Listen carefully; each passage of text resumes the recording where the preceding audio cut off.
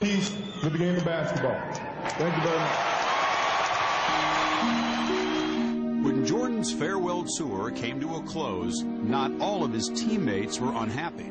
I've had guys in that locker room curse at me this year, show no respect. And Michael stepped in immediately and said, we don't treat our coach that way.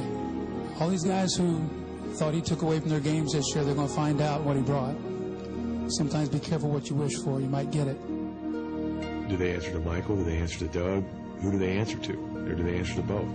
And I just know that he had a hard time communicating with some of the players who had developed a certain status in the league, and they thought maybe they weren't getting the respect that they deserved because Michael Jordan was on the team. Nobody has ever wanted it as bad as Michael Jordan has wanted it. To judge them against his own character is one of his problems.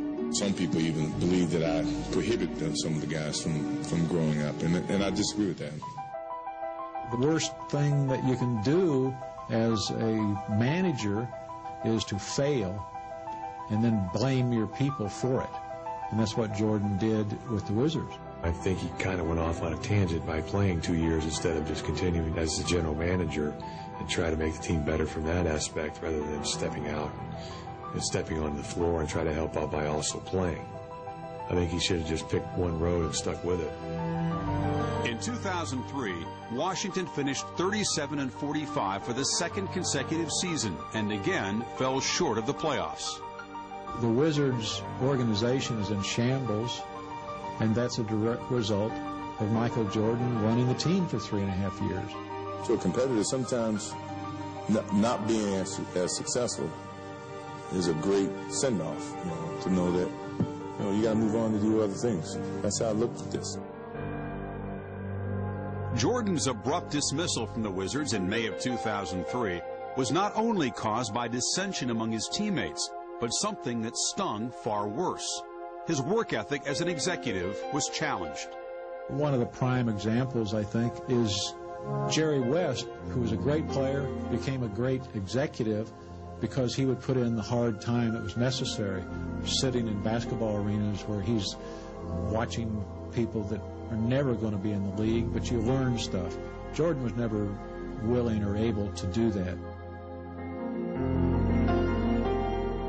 You can't picture Michael Jordan sitting back retired. I'm quite sure he'll be in Atlantic City and in Las Vegas and hunkered over some 4-foot putt with an ungodly amount of money riding on it.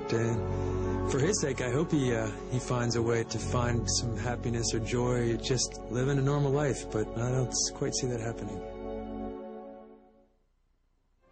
In his last season with the Wizards, Michael Jordan's drive to succeed may well have eclipsed his ability to lead. He reportedly refused his coach's request that he be a sixth man and threatened to make personnel decisions based on who got him the ball.